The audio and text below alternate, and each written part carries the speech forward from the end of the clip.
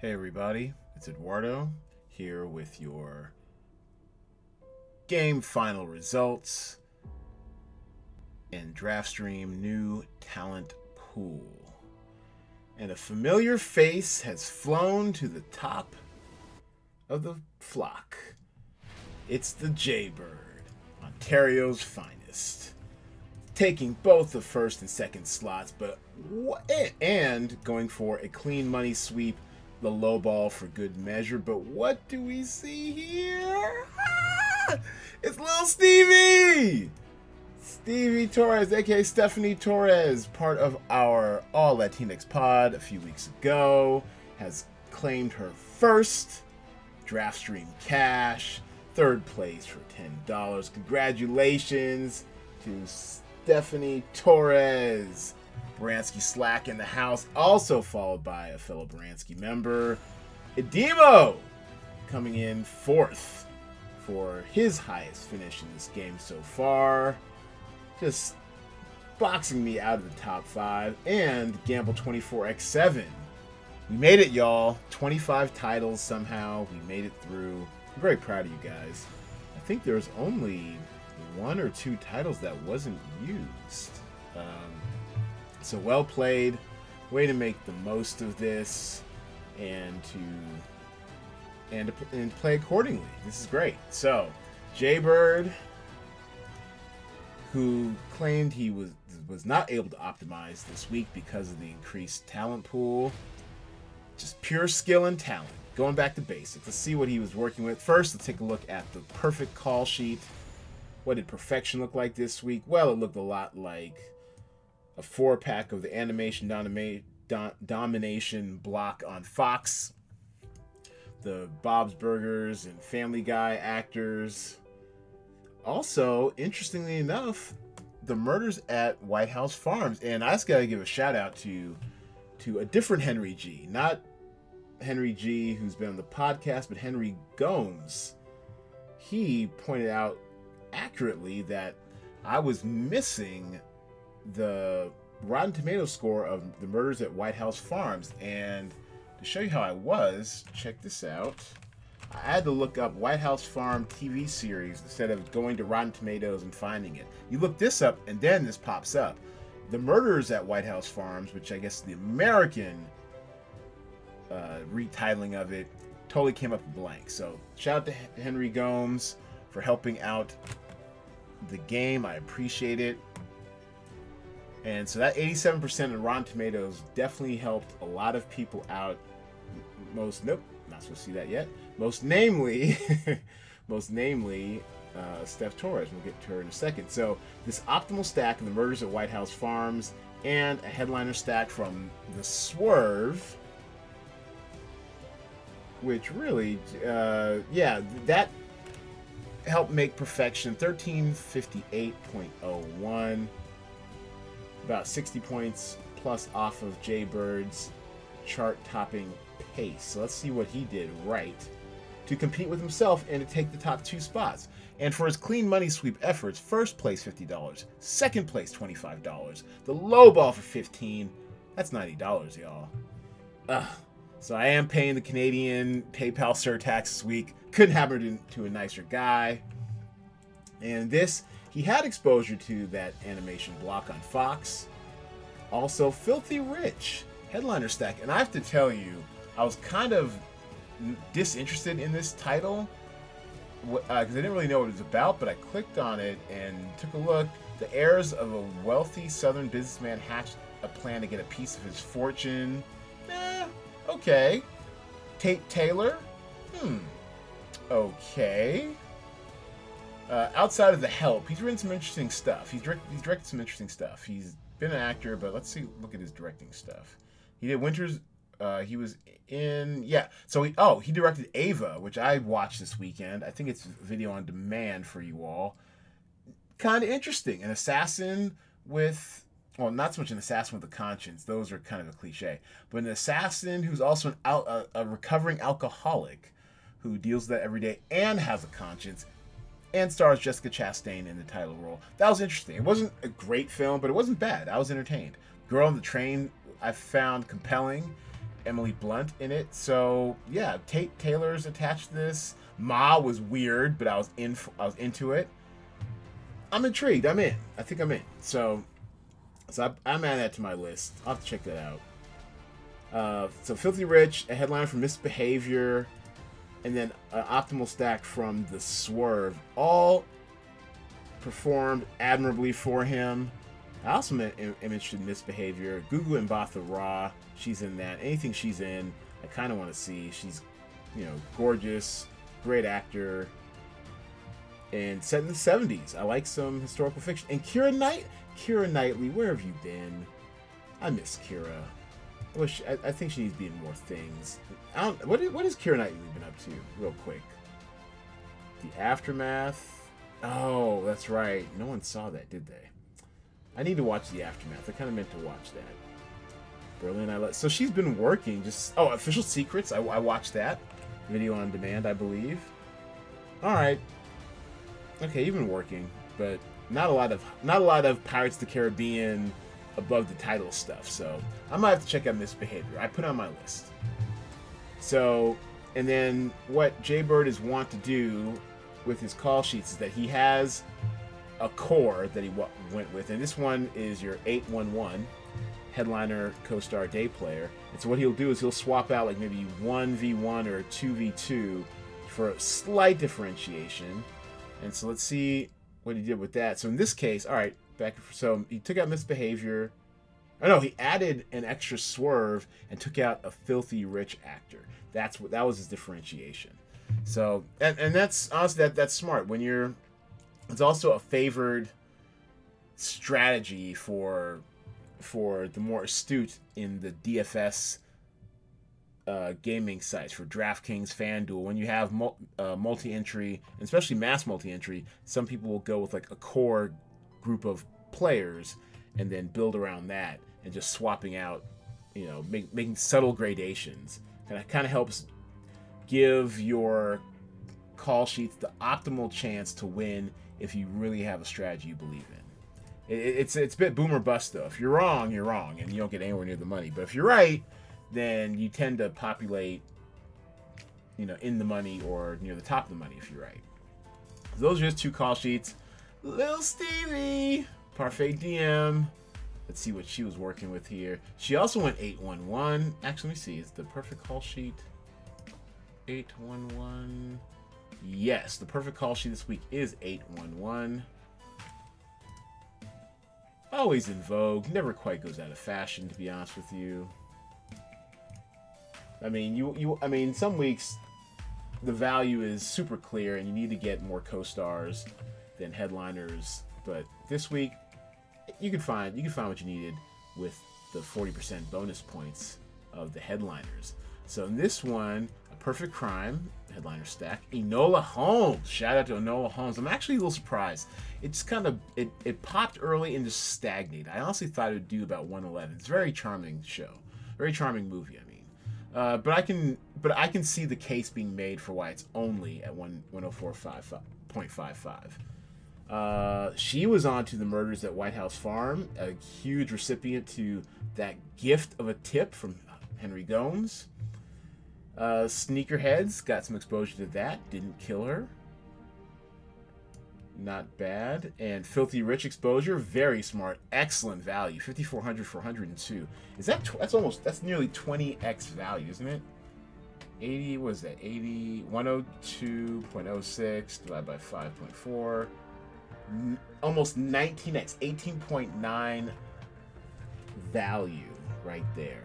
Well done, Steph Torres. So, congratulations. I'm going to need your PayPal information to send you your winnings. What else of note? Edemo. Our boy Omid. Well, also with the 811. He had the Bob's Burgers. Perfect Crime. Filthy Rich. I mean, he spread the ball around. It's like a good point guard. He spread the ball around. 1, 2, 3, 4, 5, 6, 7 titles. Just spread that rock around. And also had exposure to The Murders at White House Farm. Were you and Stevie talking strategy? Nothing wrong with that. I'm just saying that's very interesting. Both you guys are from our Bransky Slack, and also were clued in on murders at White House Farm. Did I miss the meeting? Did I miss the discussion in a secret Slack channel on attacking last week's call sheet? I don't know, but I like it. I like it. And then Hot Dog, which I honestly thought would do a lot better. This actually underperforms. And yes, you get the headliner points bonus here, but on a pure score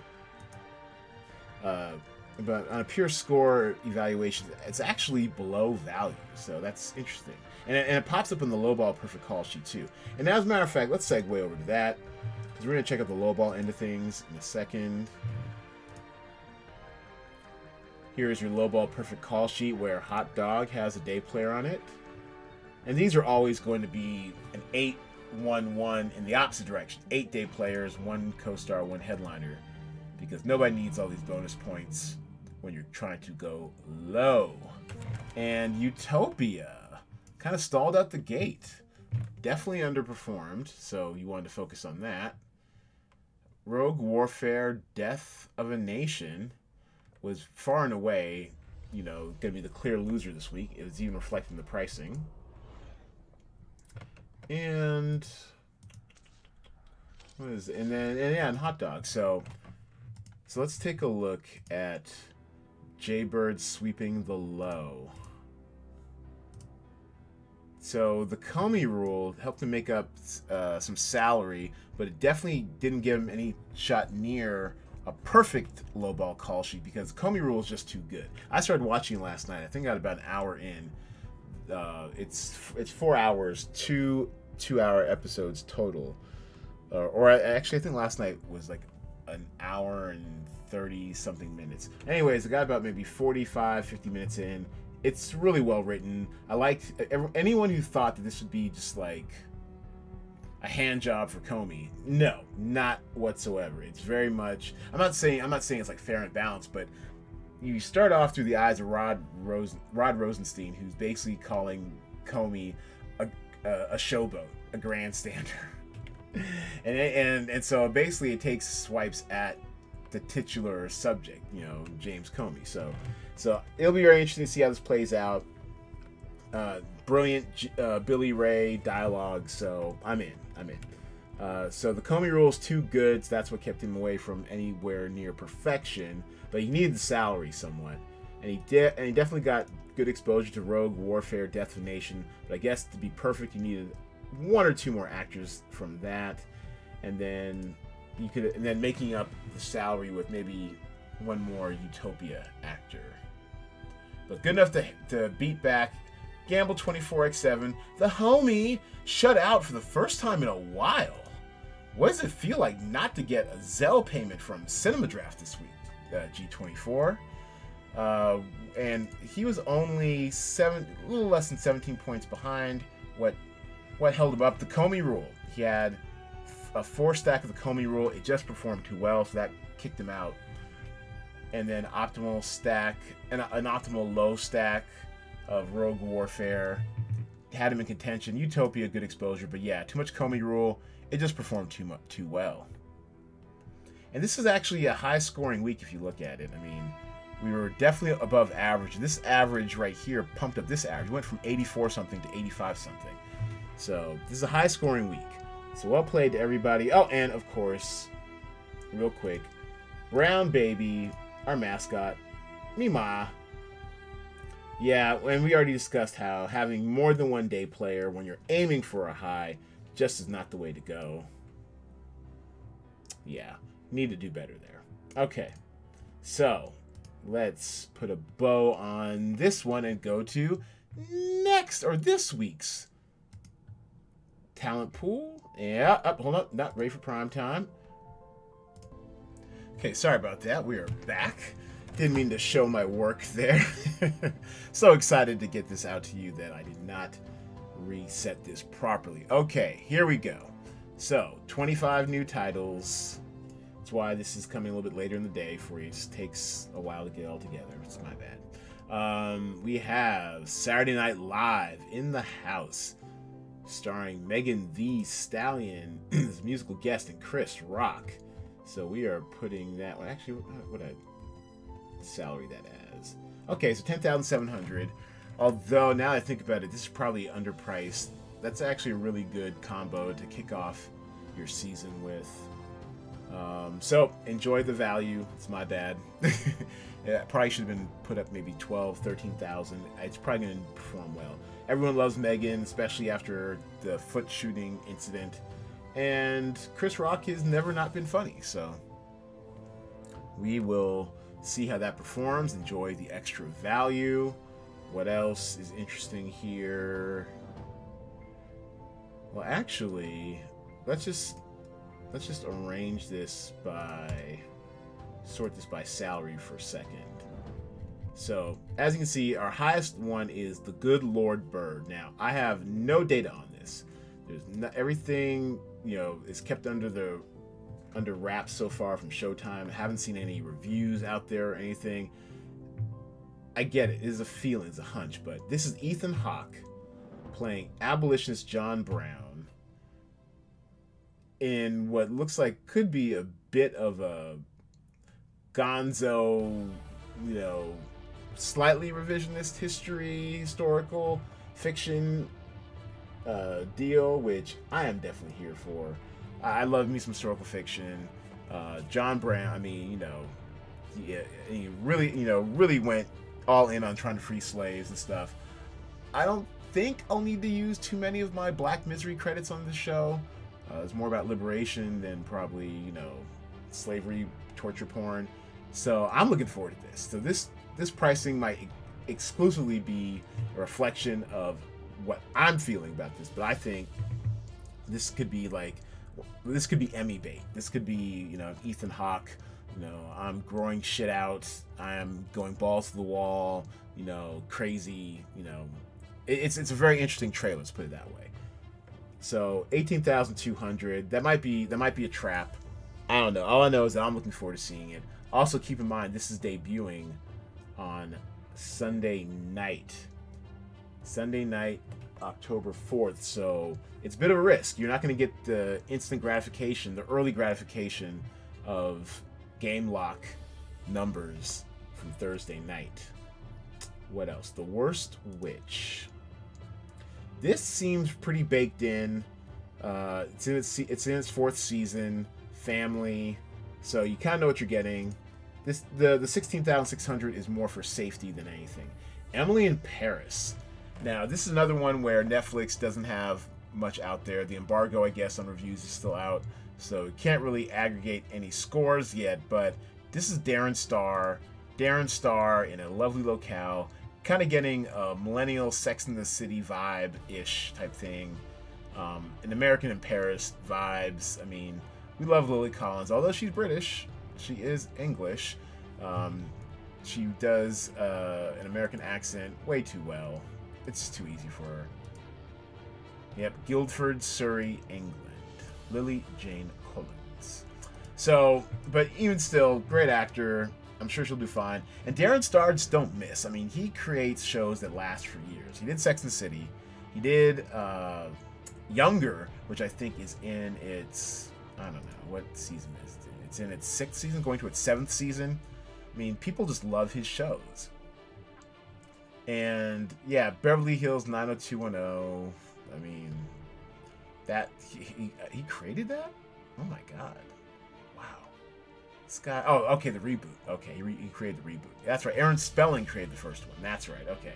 I mean, the man don't, The Street, totally underrated. One season wonder. It's what gave me Rick Hoffman, aka Louis Litt on Suits. That was my first exposure to the great Rick Hoffman.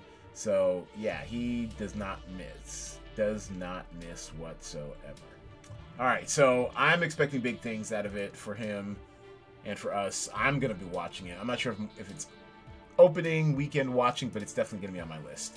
The Boys in the Band. Is this also Ryan Murphy? Ryan Murphy with his great big deal over at Netflix. I mean, everything that's, gay-centered can't be Ryan Murphy. Oh, okay, there it is. It is Ryan Murphy. Okay, well, I take it back. Ryan Murphy's got his hand in this as well. he's everywhere. He is definitely earning out that $250 million deal with Netflix. What's that, his third or fourth show this year on Netflix? So that's also priced up just for the pedigree and the talent in it. Britannia, I'm intrigued by. I started it. It seemed kind of interesting, kind of a fantasy take on medieval England. I watched, I think, the first 2 episodes and just never got back to it. That's on me. That's going on Epix, though, so this price might be slightly inflated. I was going off the raw scores, but the thing about Epix is that no one can find it. No one actually carries it. And I know YouTube TV carries it, but I'm not paying for extra for that. I'm just not. So this, I don't see much movement on this price right here. It's either perfectly priced or it's slightly overpriced. I'm not sure there's a lot of value to be had there. And then the last one I'm going to touch on, because we have 25 titles, I'm not going to go through them all, is The Walking Dead World Beyond. So this is a spin-off series from The Walking Dead. Also, not any real information ahead of time. Going based off the popularity of The Walking Dead, I pegged it around 12 grand. I don't do zombies. I just don't. The most I'll do is like World War Z movie, which was great. But a whole show about zombies, I'm good. Zombieland, the movie, Zombieland 2, the movie, sure. Comedy, fine. But having to blow someone's head off to keep them from lurching towards you in an undead manner to eat your brains, no. No thank you, no bueno. So, Walking Dead, World Beyond, starring Annette Mahendru. You may recognize her as... I'm sorry. The name was right in off the top of my lips. She was in The Americans. Why am I having a brain fart? What her name is? She's very famous in that role. Give me a second. Yeah, she looks familiar, right? It was Nina. There we go. She was Nina in The Americans. So, R.I.P. Nina. And, I guess she's been working since then. All right, good for her. Yeah, gorgeous, intriguing, talented actor, speaks several languages, whatever. So she's anchoring this, as well as Nico Tortorella. Nico Tortorella, there you go. Very famously outed himself as non-binary, so I shall refer to them as they, their, them. But they are also famous for being the love interest of Sutton Foster, the younger love interest for Sutton Foster on Younger. There you go, Younger. So many times. Yeah, so he's on Younger. They are on Younger, and they're also the headliner for The Walking Dead, World Beyond. And one other thing I wanted... So really interesting stuff this week. The only other thing I want to touch on is Beware Country at Heart. Now, I priced this in line with most other Hallmark movies. I mean, Hallmark's going to do what it's going to do. It's going to get a 6 or a 7.0 on IMDb, and no one else is going to cover it. But look at this runtime. This cannot be one movie. This got to be two-parter. 3 hours and 31 minutes? Get the hell out of here. Get out of here. Can't be right. Get out of here. Anyways, so they're running this. They're trotting this out here. That might suppress scores because no one wants to sit through a damn near 4-hour movie. Just ask people who sat through The Irishman. All right. And so a lot of Cheer Squad secrets. Cheer Squad secrets might be looks like is our lowest salaried movie or title of the week. It's actually not. Actually, things are priced pretty up this week. There's no 5,500 headliner this week, so it's gonna be some tough choices. You know, there's not gonna be immediate. I'm actually expecting to see another 811 perfect call sheet because this looks like a very balanced, potentially high scoring week. There's not gonna be there's not gonna be a huge gap in scores between the top end and the bottom end. This is going to be probably a spread the ball around week. So that's just my early take on this week's talent pool. All right, so we're going to undo that. There we go. So there you have it, everyone. Thanks for watching. Thanks for playing. Please get your call sheets in. Thursday, 6 p.m. Pacific time. Cinemadraft@gmail.com. I appreciate your support and for hanging in there. And we did it, y'all. 25 titles. Let's do it again. See y'all at Game Walk on Thursday.